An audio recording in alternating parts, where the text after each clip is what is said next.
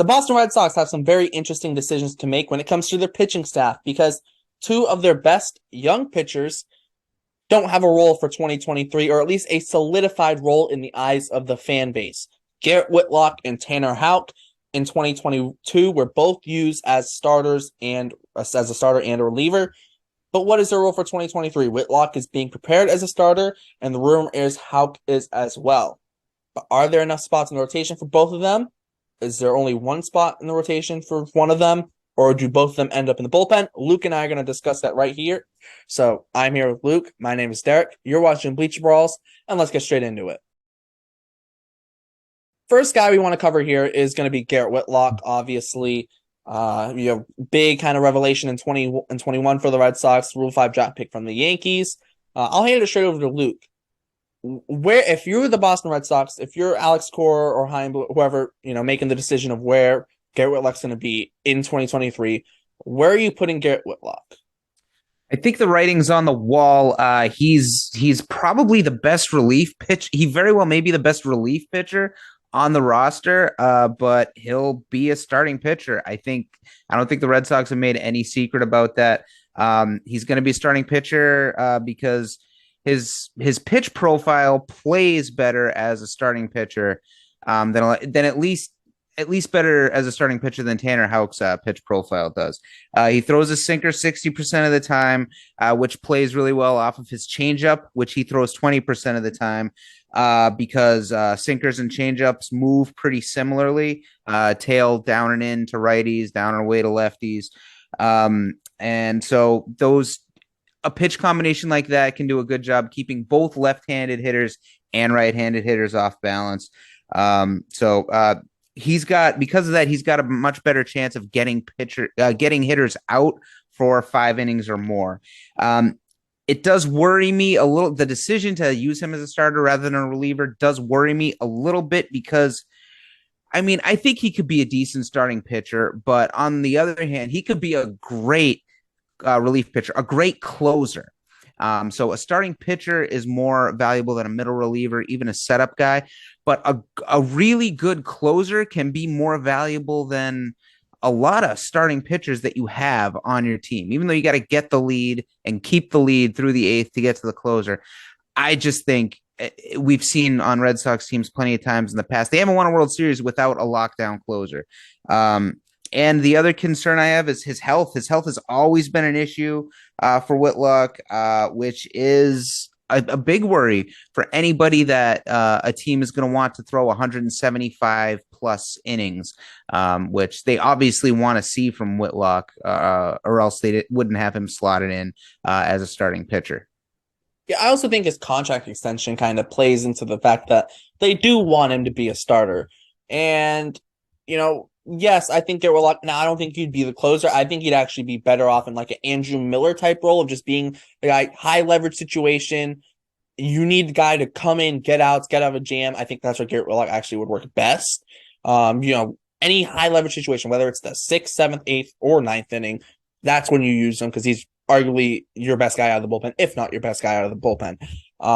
If he does start, I think you probably see maybe a little bit less reliance on the sinker. Did throw it 60% of the time last year. Maybe that drops down a little bit. The slider does worry me a little bit. Now, the stats against it, 308 batting average, 577 slugging, is, it's worse than the actual expected numbers of a 240 expected batting average and a 434 expected slugging, which still isn't great, but it is, he got a little unlucky with it last year. His changeup, dominant, 113 average against, only 225 slugging against, and his sinker is still a very good pitch. So I think they're going to try to have him. I think they're going to try and have him in the rotation next year. Like I said, I think that's why they gave him that contract extension. Yes, there are health issues.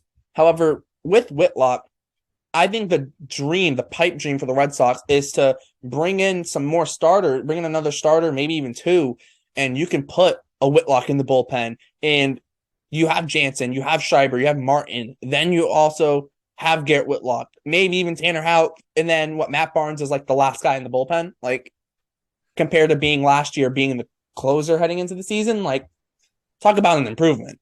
I think if that's what they wanted to do, they'd already be able to do it because they could move Whitlock to the bullpen and still have 6 starting pitchers, maybe 7. They'd already have like 8 guys who are projected to be starting pitchers on the 40 man. So I think if they wanted to do that, they could have. But I just think they want him. They love him as being a starting pitcher down the road. And what's his extension again? I don't remember what the numbers were. I think Just it to was like refresh I think it was anybody who's six watching. years, something like And that. I can look it up.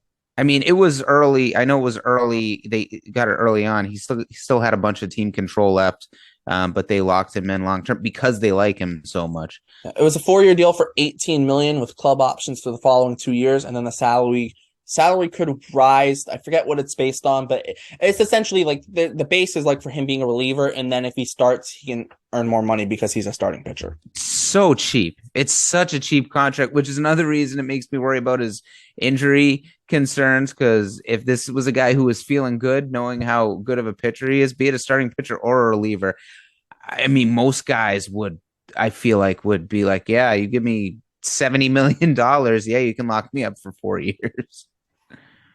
Yeah, I think it could reach like I think there's a chance like it could reach like 6 years 90 or something close to that if he becomes a starter. I think that's around the max There's a of it. $70 million, a $72 million gap between Yeah, the yeah, floor and the ceiling. yeah. I think so, something like that. It's very weird. I He can maybe it's make not three and a half times or whatever. What you said, yeah 90. So he can make yeah 4.5 times the yeah. I contract think value. it's something like 90 or something, or it's either 90 or just below. I think is the max 6 for 90, whereas the floor is 4 for 18. Or I'll just shy of 19 actually, but no, I think that extension kind of shows that they do want him to start. Uh, he's also Garrett Whitlock's the guy who doesn't walk a lot of guys, and I think that yes, it's useful in the bullpen, but they just brought in a guy like Chris Martin, doesn't walk a lot of guys in the bullpen. Maybe they want to try Whitlock as a starter. Also, too, there are a lot of question marks in this rotation when it comes to health, and Chris Sale, James Paxton, Nick Pivetta in inconsistency. That's a question. You have Brian Bayo, hasn't pitched in the big leagues for a full season yet. Corey Kluber, you could even label him as a question mark, although he might be the most sure thing in the rotation. And even like if you want to consider Tanner Houck, we'll get to in a second, that could be a question mark in the rotation too. And then even the guys who start looking at the minor leagues, it's like, okay, Cutter Crawford, question mark, Josh Jankowski, question mark, Brian Matta, question mark, Brandon Walter, Chris Murphy, question marks. They're all question marks. And yes, there are rumors of maybe them trying to bring in a pitcher from the Marlins, whether it's Edward Cabrera, Pablo Lopez. I think Cabrera's probably more likely, but also maybe a Jesus Luzardo too, maybe, who knows. But one of those, they've been kind of sniffing around there. It is interesting. Does that maybe they bring in one of these guys and it slides Whitlock to the pen? Who knows? But they definitely have him build up like he will be starting. Yeah, and he's gonna be a starter. And how on the other side of it, I only see him as a relief pitcher. I think he can only be a relief pitcher long term. That's my opinion. 40% of his pitches are sliders. That's nearly half of his pitches are sliders. He lives and dies by his slider, and that slider is electric to righties, but it is a problem to lefties. So it's got so much movement, but I don't think Houck doesn't have pinpoint control of that slider. It's a lot like Justin Masterson's, 7-8 years ago, however long that was, maybe more, 10 years ago, however long ago Justin Masterson was on. I think just anywhere from like 8 to 13 years ago. Yeah. Derek brought up Justin Masterson on our podcast last week, and the first thing I thought of was, wow, that slider, that's Tanner Houck. But the wheelhouse to hit by pitch potential to left-handed hitters is way too concerning. It's so high. He could easily lose a grip one way on that slider to a lefty, and it's right over the middle of the place, right in the wheelhouse. Or he could lose his grip going the other way, and he could end up hitting the guy in the ankle. There's just a lot of bad things can happen with his slider, which is his best pitch. I don't think he can get left-handed hitters out consistently. That made me worry. That made me worry about him as a closer who's only throwing 1 innings, because it's the hardest inning to get. Even though he didn't blow any saves last year, I don't think long term. I mean, people are studying the closer a lot when they're prepping for a series, and I think he could only get by for so long in that kind of role. He's got Against right-handed hitters, 199 batting average, 4.57 strikeout to walk ratio. Really good. Against left-handed hitters, 232 batting average, which isn't bad, but that K to walk ratio drops from 4.57 to 2.03. His K to walk ratio is less than half against left-handed hitters that it is to right-handed hitters. He's great for an inning or two, but very iffy for 5+. Once hitters become more familiar with his slider, especially, 2 times through the lineup, maybe, but a third time through the lineup, I think he's just destined for trouble. Yeah, and I think it shows the lack of ability so far to have been able to develop a third pitch. He's been trying this kind of split change kind of thing and not really working. Only threw it 55 times last year. Just, it just hasn't really been there. It's been slider, sinker, fastball for him. I think a changeup could work well for him because it's almost like it's a slower version of a sinker, but maybe bring Matt Andrews back in spring training and have him teach Houck a changeup like he did with Whitlock. I don't know. Figure it out. We've seen guys like Chris Sale dominate off 2 pitches as a starter, but you have to be an elite level guy to do that, like a legit elite 2 pitches to do that. Sale had 2 pretty much elite pitches because he didn't really need a third. He had his third and his changeup, but he didn't use it that much. It was fastball slider for Sale. Even like go back to Randy Johnson, fastball slider, pretty much. Look at Tanner Houck now. It's slider, sinker, fastball kind of. Sinker, fastball aren't too different from each other, So you're kind of going to think you kind of need an off-speed pitch of some sort to a left-handed hitter that works. So you don't necessarily have to use a slider against a lefty if you don't want. Changeup could work, but it hasn't been developed yet. I think that's kind of the big problem for him. Which is a huge problem. If you're going to be a starting pitcher, okay, he needs another pitch. Well, that doesn't just happen overnight. So it's like you're talking about weeks, months of development and honing a new pitch. Whereas right now, as he's a perfectly good relief pitcher, especially in a bullpen where he had to be the closer last year because there was nothing in that bullpen. Yep. And now you've got, like you mentioned, that the profile of that bullpen is totally changed. You got a closer in Kenley Jansen. You got a setup guy in / fireman in John Schreiber. You got Chris Martin now who can be that middle reliever that doesn't really walk people. Hopefully Joey Rodriguez works out. I have no idea if he really will or not. I still think they need another lefty. But it's just, Tanner Houck easily has a place in there. He can be, the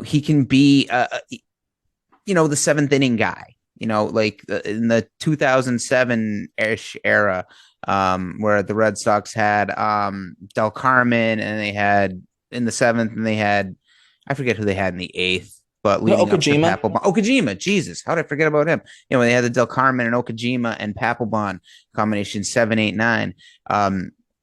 Great possibilities with this bullpen now, but the Royals.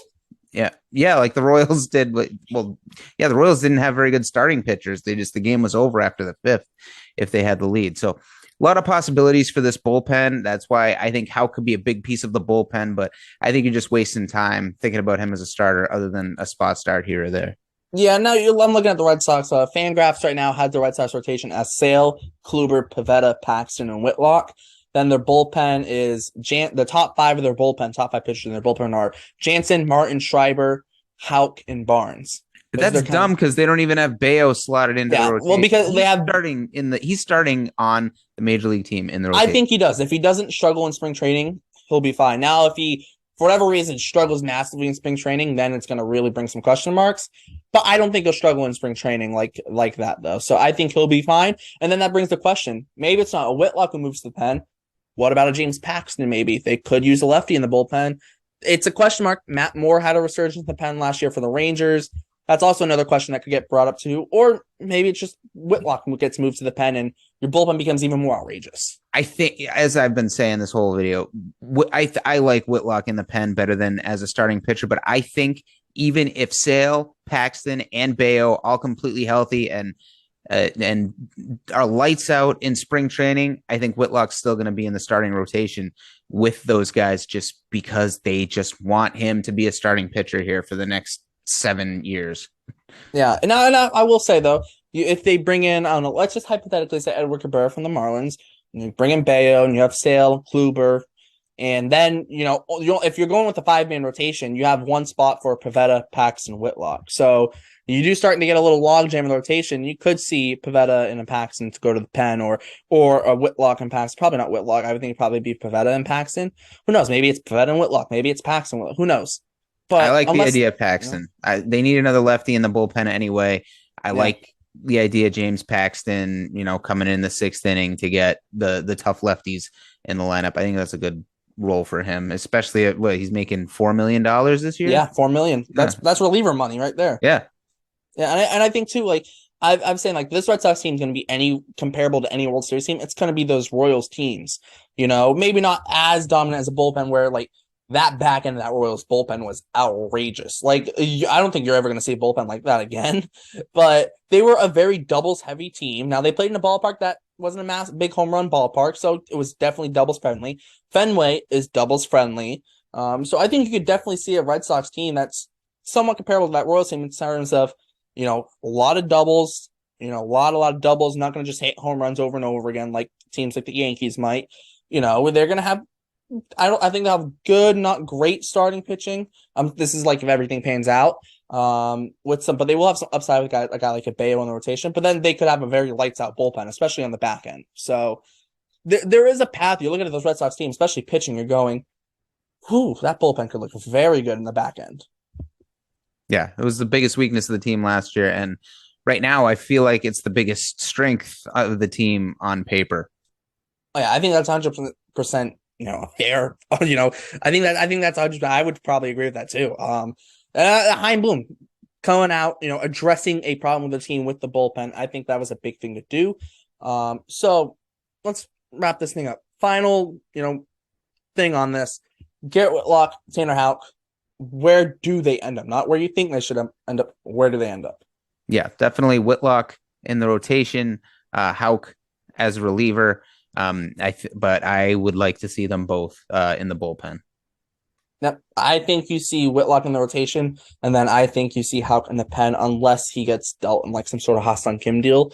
But if he doesn't get traded, I think you see him in the bullpen. And I think that's a great place to wrap it up. So make sure to check out all the Bleacher Brawls links in the description, the Bleacher Brawls website, podcast, Instagram, and Twitter. Also like, subscribe, hit the notification bell so you're notified whenever we post. Comment. Let us know your thoughts on the situation the Red Sox going. It's a very interesting one. A lot of people have different opinions on it. Let us know your thoughts. We'll try to reply as many comments as possible. Check out our Red Sox columns on Bleacher Brawls as well as our Between the Lines columns and Yankees columns. We're doing all that stuff. A lot of fun ones. Luke will have the Devers. The Devers column will actually be up by the time you're watching this, so make sure to check that out. So for Luke, my name is Derek. Thanks for tuning in to Bleacher Brawls, and we'll see you next time.